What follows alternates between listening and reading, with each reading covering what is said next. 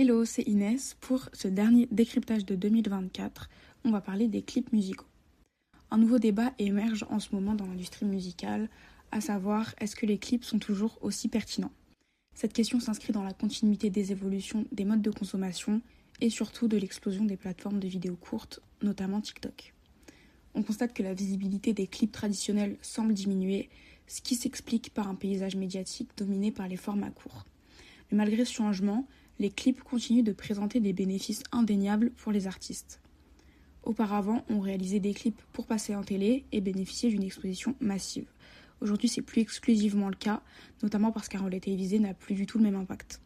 L'objectif a évolué avec par exemple des plateformes comme YouTube, qui reste une référence pour la découverte musicale, en partie grâce à son algorithme qui permet de suggérer vos contenus aux utilisateurs en fonction de leur goût, ce qui offre donc une opportunité unique de toucher un nouveau public déjà convaincu par des contenus et ou artistes similaires. Le clip reste aussi un outil essentiel pour développer une identité visuelle et transmettre des messages que l'audio seul ne peut pas véhiculer.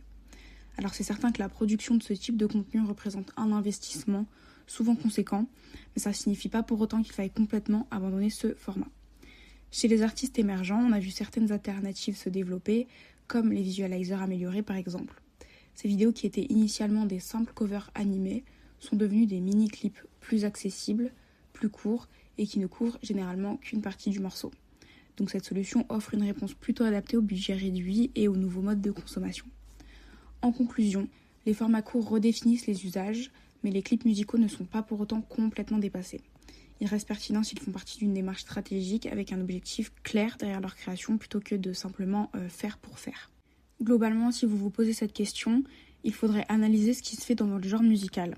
Si votre musique ou votre clip propose une esthétique mainstream et peut être diffusé à la télévision, défendu en festival de clips ou encore séduire un public professionnel pour une potentielle synchronisation, alors investir dans un clip conséquent peut valoir le coup.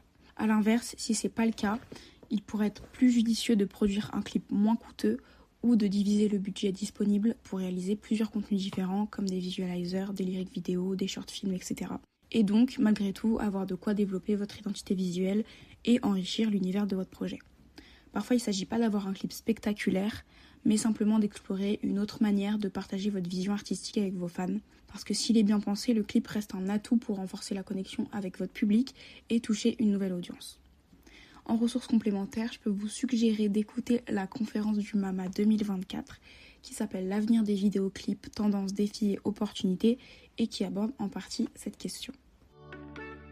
Merci d'avoir suivi cet épisode jusqu'au bout. N'hésitez pas à vous abonner à notre newsletter en scannant le QR code qui s'affiche à droite de l'écran ou en cliquant sur le lien dans la description.